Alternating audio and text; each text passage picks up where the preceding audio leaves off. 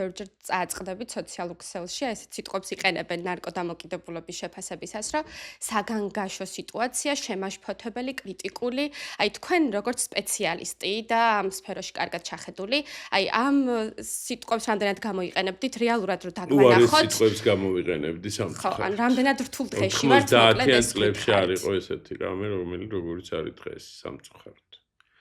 იმდენად საგანგაშო არის სიტუაცია, იმდენად უკონტროლოა ნარკოტიკი დღეს ქვეყანაში და ისეთი ნარკოსცენა, რომელიც არასოდეს ამ ქვეყანაში არ ყოფილა. იმდენად ხელმისაწვდომი გახდა ნარკოტიკი დღეს საქართველოში, როგორც არასოდეს არ ყოფილა.